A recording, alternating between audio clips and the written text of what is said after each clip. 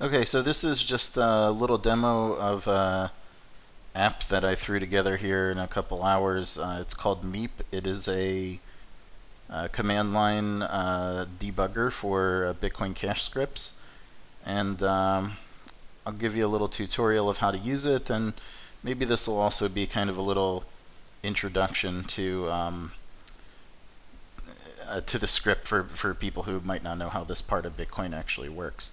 So you can start by downloading it from the releases here. Just pick your operating system. And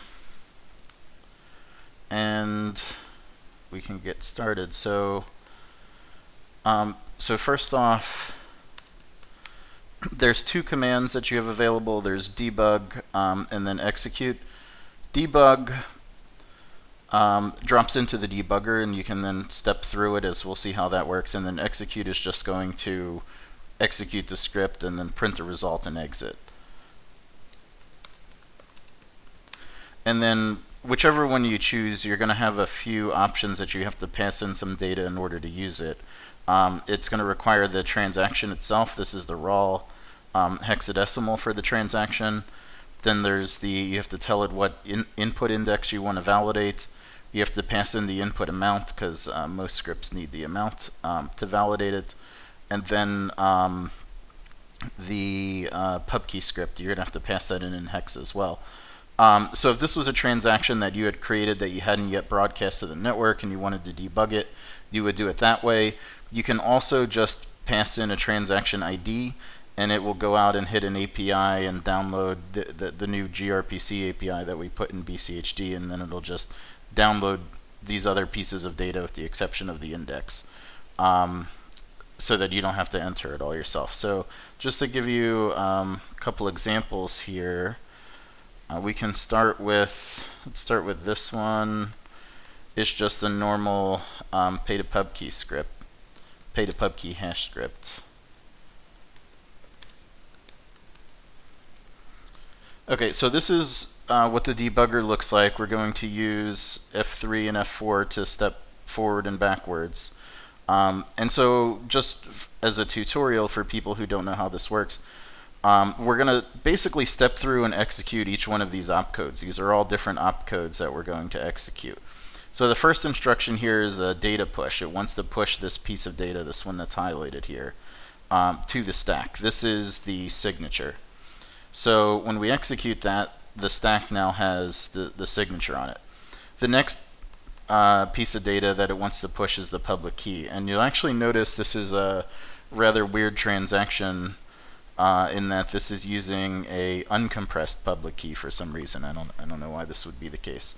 But so we now have the signature and the public key on the stack, and it drops down to executing the script pub key. So opdupe is just going to duplicate the top item on the stack. Ophash 160 is going to hash the top item. Then we have another data push, and then equal verify is going to pop the top two items off the stack, make sure they're the same. This is how we're verifying the address is correct.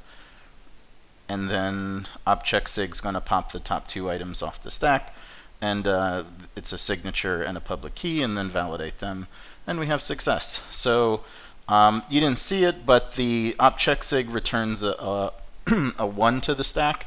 And so the rule is that for a transaction to be valid, it has to finish with exactly one item left on the stack, and that item has to be non-zero. So by having a 1 on the stack, it would return true. Okay, so let's just take a brief look at a couple others.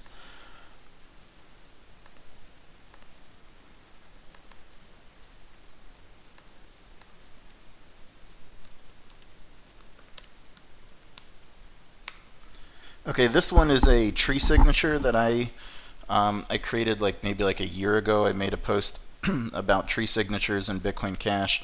I'm not going to go through exactly what all these different things are doing, but basically there's a Merkle tree of public keys, and essentially what you're doing is you're providing the relevant branches to the tree to prove that the public key that you're signing with was included in the Merkle root that was in the script pub key.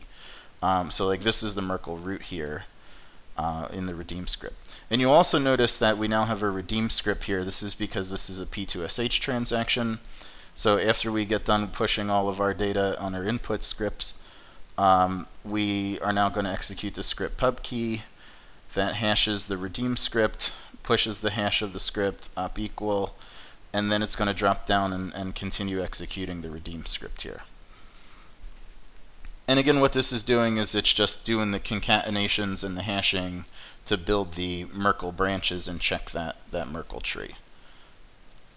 And you notice this one here is highlighted in red. That's because this if block right here was unexecuted. So there was the op if pops the top item off the stack, and in this case the top item was 0, so it skipped over the op swap. Okay, and then we have success there. So I'll just show you one other one. Oops.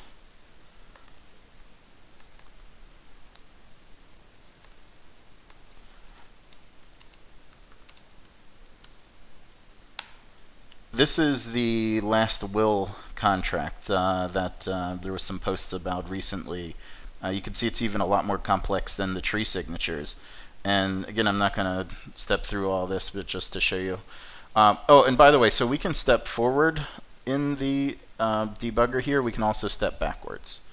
Okay, so we can just kind of go all the way back to the beginning and start over. And I'm not going to go through all of these, but this is a good exercise to just kind of go through this and see what these different things are doing and how the stack is being mutated, and seeing if you can kind of follow along with it.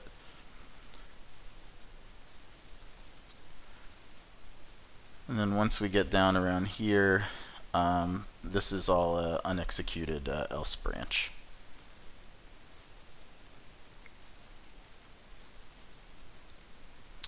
Okay, there we go. So that is Meep. If there are any other features that you guys would like to see, feel free to submit some pull requests to this. I mean, I could see some other features like maybe giving this like an API that other software could connect to use the API to step through and debug scripts. Maybe like a web front end wants to use this as like the back end. That's a possibility.